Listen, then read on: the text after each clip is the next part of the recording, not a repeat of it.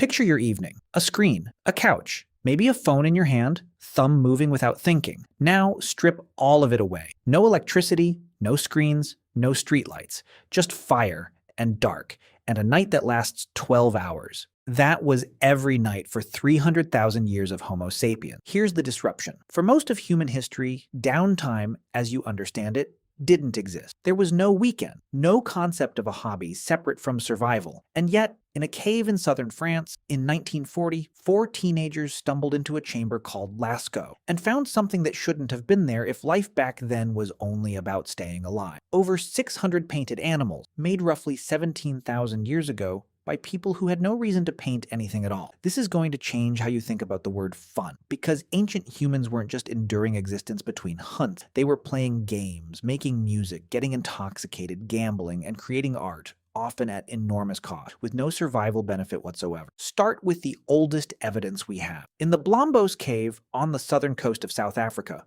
archaeologists led by Christopher Henshelwood uncovered a piece of ochre dated to 77,000 years. Etched into it, a deliberate cross-hatched pattern. Not a tool, not a weapon, a design. Around the same layer they found perforated shell beads, pierced, strung, worn as jewelry, roughly 75,000 years ago. That's 70,000 years before the pyramids of Giza. Jump forward to Germany, to a cave called Hohle Fels, in the Swabian Jura. In 2008, archaeologist Nicholas Conard's team pulled a flute from the sediment, carved from a griffon vulture's wing bone, 5 holes, dated to about 40,000 years ago. It's one of the oldest known musical instruments on Earth. Someone sat in the dark by firelight and carved an instrument for sound that served no nutritional purpose. No defensive purpose, just sound. But here's where it gets stranger. These weren't isolated acts. They were the beginning of a pattern, one that shows up on nearly every inhabited continent, long before agriculture, long before writing, long before anything resembling civilization, as you'd recognize. Take gambling. In 2019, archaeologists working at Ovcharovo in northeastern Iran and at other Neolithic sites in the region uncovered small carved cubes with pips, dice dated to nearly 5,500 years ago, some of the oldest ever found, alongside sites in Iraq's Shari Sokhta, dated close behind. These weren't ceremonial. They were worn, chipped, used the way you'd use a die at a kitchen table, for a game, for stakes, for chance. Then, there's the royal game of Ur. In the 1920s, British archaeologist Leonard Woolley excavated the royal tombs of Ur in what is now southern Iraq, and found a wooden board inlaid with shell and lapis lazuli, dated to around 2600 BCE. It's a race game. 2 players, dice, a track of squares. A cuneiform tablet from Babylon, translated more than 4,000 years after the game was buried, laid out actual rules. People sat cross-legged in a Mesopotamian household, nearly 4,600 years ago, and played a board game for the sheer pleasure of winning. But here's the part that breaks the picture of ancient life as grim and utilitarian even further.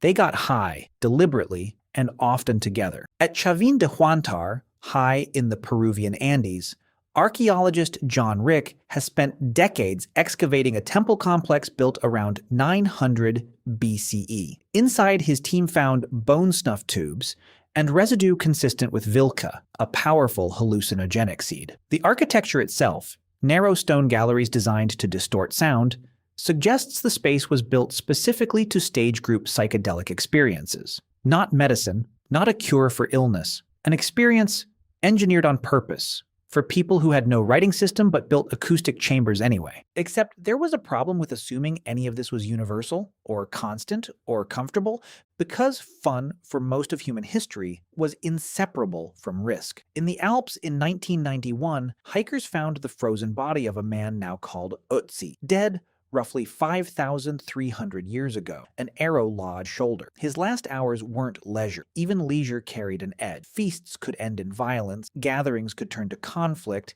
and play often doubled as practice for combat or survival. The line between game and danger, entertainment and necessity, barely exists. A wrestling match trained you for a real fight. A dice game settled a dispute over land. Even the flute from Hohle Fels was found in a layer packed with the debris of daily survival. The sacred and the practical, sitting in the same handful of dirt. And that's the real shift in how you should picture these people. Not grim survivalists who occasionally accidentally stumbled into beauty. Not modern people in animal skins either. Something in between. Humans for whom carving a flute and killing a deer were both just Tuesday. For whom getting painted with ochre before a hunt and getting painted with ochre for a dance might have been the exact same gesture, worn for different reasons on different nights. You still carry. The impulse that made someone etch a crosshatch pattern into ochre 77,000 years ago is the same impulse that makes you doodle in the margin of a notebook. The impulse that built an acoustic chamber in the Andes for a shared trip is the same one that fills a concert hall. You inherited the boredom, the curiosity, the need to mark time with something other than labor. The tools changed. The nights got shorter. The urge never did.